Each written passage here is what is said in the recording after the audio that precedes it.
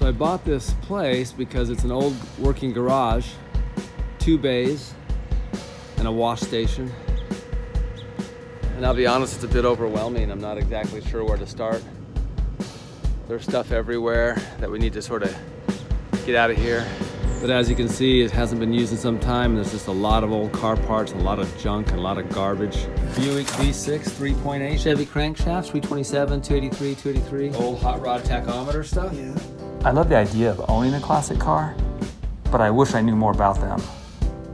So when the chance came up to buy an old burned out garage in Arizona, I couldn't pass it up. So this is all Pontiac here, and this is all Chevy here. Whoa.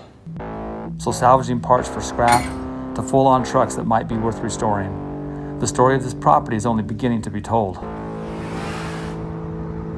But my automotive adventure starts back in Utah when I decided it was finally time to restore a car that sat in my garage for over 20 years.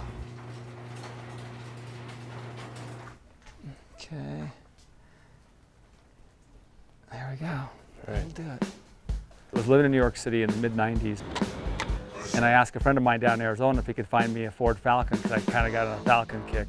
So later I go back to Arizona to visit my family, and he drives up in this red Falcon. And I was kind of angry because I'm like, wait a minute, you bought yourself one? He goes, yeah, I was afraid to tell you that I had found the Falcon. I liked it so much that I kept it for myself. My buddy ended up calling me one day and saying, hey, you still interested in this Falcon? I'll sell it to you for $1,863. And I said, that's a really random number. He goes, well, the truth is I'm in jail and I need $1,863 to get out of jail. So that's how I ended up with the Falcon. It's actually easier just to push it at the top, Shane.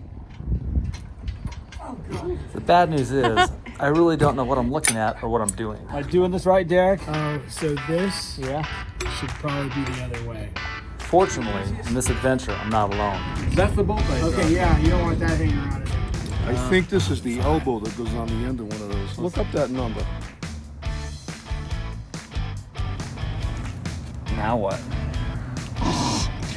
Transmission is in the trunk.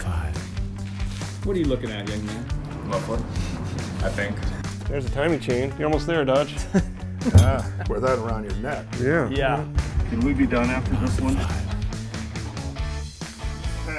It's the motor for the windshield wiper. And there's looks like some mounting bracket. How do you know that? I know everything. Thanks to parts pickers, neighbors, friends and family, and everyone in between. This is the tool next door. It's gonna be one of those days.